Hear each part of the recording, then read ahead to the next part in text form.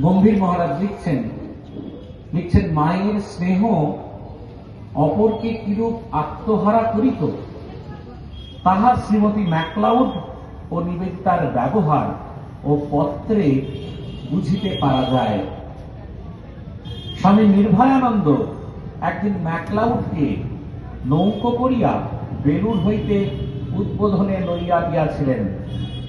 সন্ধ্যায় বেলুড় মঠে ফিরিয়া ম্যাকলাউড যখন ঠাকুর ঘরে প্রণাম ও একটু ধ্যান করিয়া অতিথি ভবনে যাইবেন, তখন স্বামী ধীরানন্দ জনৈক ব্রহ্মচারীকে আলো লইয়া পথ দেখাইয়া দিতে বলিলেন।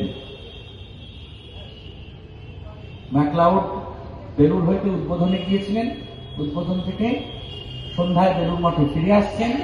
নির্ভয়ানন্দ ম্যাকলাউডকে নৌকো করে নিয়ে গিয়েছিলেন এবং পরবর্তী সময়ে স্বামী ধীরানন্দ মহারাজ জনৈক ব্রহ্মচারীকে ভার দিলেন যে ম্যাকলাউডকে পথ দেখিয়ে আলো দেখিয়ে নিয়ে যাওয়ার জন্য।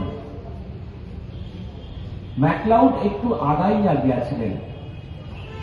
ব্রহ্মচারী আসিয়া শুনিলেন তিনি আপন মনে থামিয়া থামিয়া অস্ফুট স্বরে ভাবের ঘোরে ইংরেজিতে বলিতেছেন। ম্যাকলাউড ইংরেজিতে বলিতেছেন, আমি তাকে দেখেছি। 3টি শব্দ, গভীর আবেগের কথা বলছেন, আমি তাকে দেখেছি। অকস্মাৎ ব্রহ্মচারীকে নিকটে পাইয়া তিনি তাহার কানের কাছে মুখ আনিয়া বললেন, পবিত্রতা স্বরূপিণী মা, আমি তাকে দেখেছি। 200 গজ পথ তিনি ভাবের উল্লাসেই চলিলেন, আর কোথায় পা পড়িতেছে হুঁশ নাই। আর মাঝে মাঝে মা মা এই শব্দ উচ্চারণ করিয়া 2-1টি স্বগতোক্তি করিতেছেন।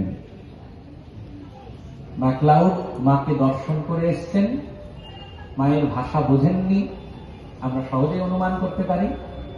কিন্তু মায়ের কাছে গিয়ে যখন গেছেন, এই যে অভ্যর্থনা, যে উষ্ণতা পেয়েছেন, এই ম্লেচ্ছ দেশ থেকে আসা খ্রিস্টান মহিলারা তাকে অবাক করে দিয়েছে।